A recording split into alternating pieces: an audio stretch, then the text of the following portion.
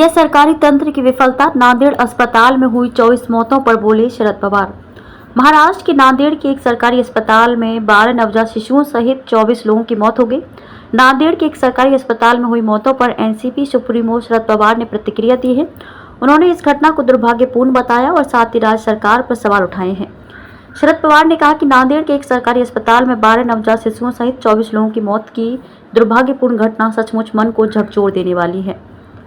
उन्होंने कहा कि अभी 2 महीने पहले ही ठाणे नगर निगम के कलवा अस्पताल में एक ही रात में 18 लोगों की मौत की दुर्भाग्यपूर्ण घटना हुई थी, लेकिन इस घटना को गंभीरता से न लेने के कारण नांदेड़ के सरकारी अस्पताल में ऐसी ही गंभीर घटना दोहराई गई। ये सरकारी तंत्र की विफलता को दर्शाता है।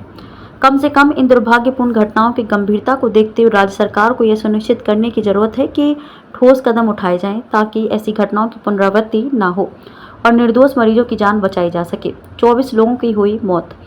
वहीं महाराष्ट्र के चिकित्सा शिक्षा और अनुसंधान विकास के निदेशक डॉक्टर दिलीप महेश्वकर ने बताया कि नांदेड़ सरकारी अस्पताल और मेडिकल कॉलेज जीएमसीएच में 24 लोगों की मौत हुई है। इनमें 12 शिशु हैं, जिन्हें कुछ स्थानीय निजी अस्पतालों से यहां भेजा गया था।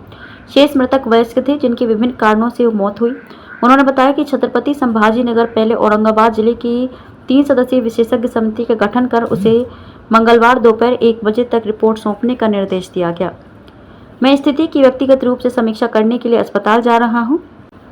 कांग्रेस के नेता और पूर्व मुख्यमंत्री अशोक चव्हाण ने कहा कि जीएमसीएच के डीन ने उन्हें 24 लोगों की मौत के बारे में बताया है। अस्पताल के डीन से मिली जानकारी का हवाला देते उन्होंने कहा कि जिन 24 लोगों की मौत हुई है उनमें से 6-7 नवजात थे और कुछ गर्भवती महिलाएं थीं। अन्य 70 मरीजों की हालत गंभीर है। कुछ लोगों की मौत अज्ञात जहर संबंधी कारण से हुई।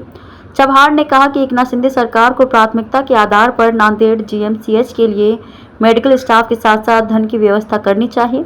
चव्हाण ने कहा कि अस्पताल में 500 बिस्तर हैं, लेकिन फिलहाल लगभग 12,000 मरीज भर्ती हैं।